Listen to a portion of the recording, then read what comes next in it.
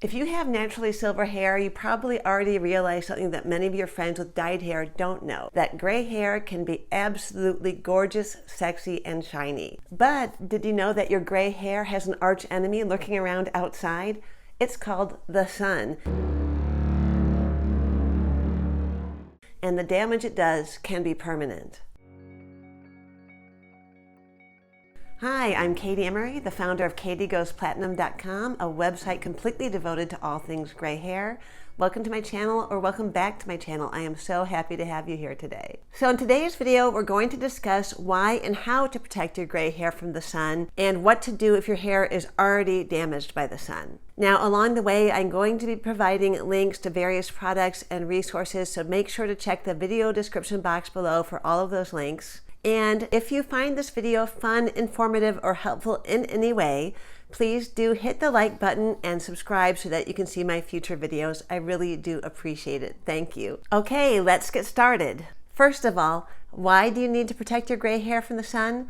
To put it simply, sun damage causes yellow tones in gray hair. The yellowing effect looks a bit different on everybody depending on the shade of your naturally silver hair. To give you an example of what can happen, I used to work with a woman who was out in the sun a lot riding horses.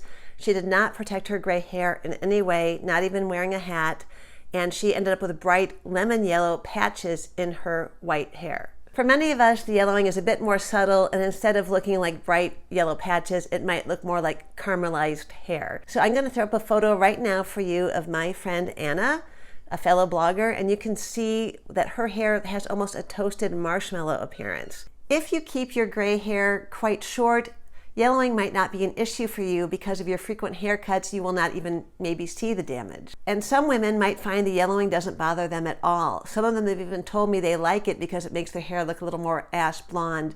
Now, if yellowing in your gray hair doesn't bother you, stop watching this video right now. This is not the video for you. Yellowing is only a problem if it's a problem for you. But for those of us who really like our natural silver hair color, sometimes it can be quite frustrating to see your hair yellowing, and it can drive you a little crazy, especially if you're a type A personality like I am. I get very perfectionistic. I want my hair to look the way I want it to. That's why I delve so deeply into this. So assuming you're watching this video because yellowing does bother you, let's get started on talking about how to prevent it. Well, there are two main ways to do it.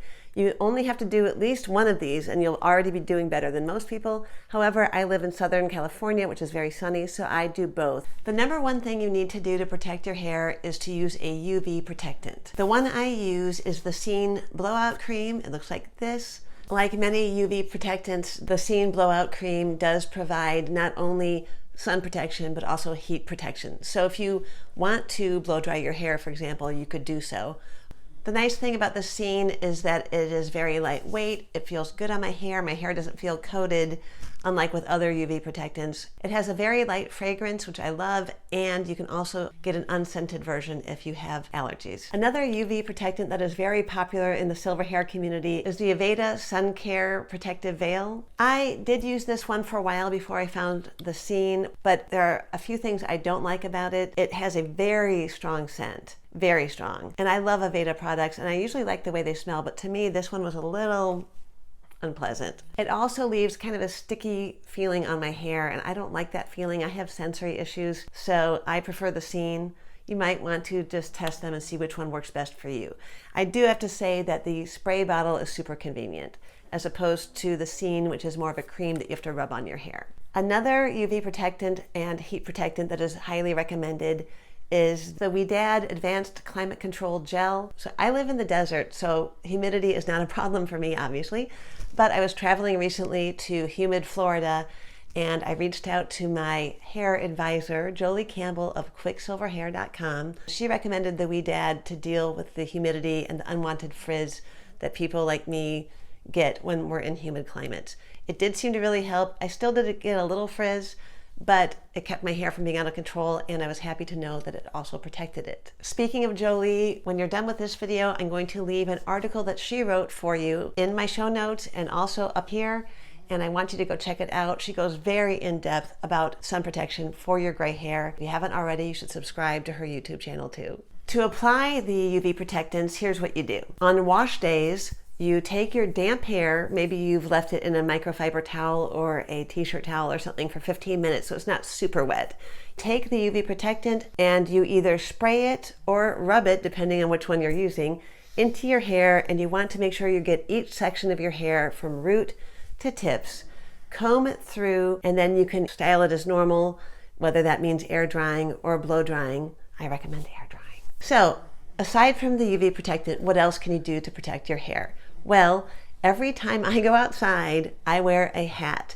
And the reason I do so is not just because of my hair, but also skin cancer. It's just a good idea. Any hat will do, but it's especially nice if you can get one that has sun protection built into it. The hat I use is a Wallaroo hat. I bought this on Catalina Island on a very sunny day when I realized I had no protection for my hair. I love it.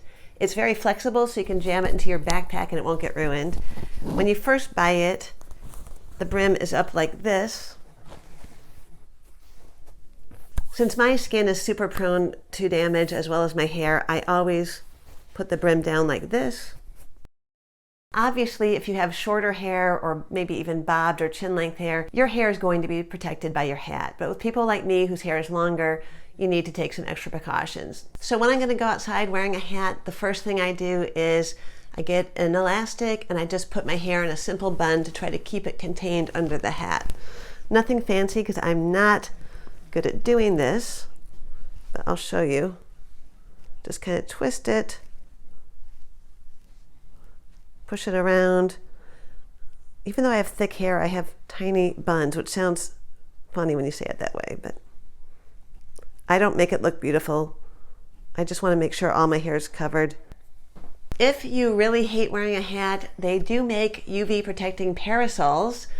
I just found one on Amazon, bought it today. I'm really eager to try it. The only issue with the parasol, of course, is you might get weird looks, but it's a great way to protect your hair and your skin. If wearing a hat or using a parasol doesn't appeal to you, what can you do? Well, that's easy. You can add an SPF spray or powder into your routine. I haven't tried an SPF spray yet because I always wear a hat, as I mentioned, and I don't like making recommendations until I've actually tried something. However, if you do a quick Google search, you'll see that Sunbum and Coola seem to be two of the most popular SPF products to protect your hair and your scalp. I did just order the Coola. I will try it out and let you know how it works. What do you do if your hair is already sun damaged? If just waiting it out and getting it cut off doesn't appeal to you, the only really other thing you can do is to mask the damage. You cannot remove the damage with purple shampoo, but because purple is the opposite color of yellow on the color wheel, you can just use some purple shampoo or a purple toning mask once a week. You don't really want to go more than that because it can be drying and it can leave a purple tint on your hair if you overuse it. There are a number of really great purple shampoos out there. A lot of them give similar results, so it's kind of hard to pick which one to recommend to you. However, this week I tested the Fanola No Yellow shampoo. That is one of the #1 most popular purple shampoos on the market. I wanted to test it for an article I'm doing. It did do a great job. My hair is not looking as yellow as it has down here where I've had some sun damage and heat damage. The only thing I didn't like is it's very heavily scented, and it contains sulfates and some other ingredients I'm trying to avoid, but it did do a great job, and I clarify my hair once a week, so I'm not too worried about using some of these products that contain ingredients that we don't like. However, if you want a curly girl friendly purple shampoo that also is brilliant, works amazing, and actually is my #1 favorite, I use the Bold Unique purple shampoo and conditioner. They also make a mask, but I think the shampoo is stronger and has more of an effect if I remember correctly. Now, what if you hate purple shampoo or you have allergies to hair dye and you can't use any kind of purple products? There is a product called Oribe Silverati. I haven't used it myself, but my friend Tarla has, and she really liked it. Now, I put a couple of videos up here for you to watch next. One is my most recent upload, and the other one is Busting Gray Hair Myths. I think you'll find it entertaining if you haven't seen it already. Have a wonderful week. I'll see you again soon. Thanks so much for coming, and please make sure to subscribe if you want to see more of my videos.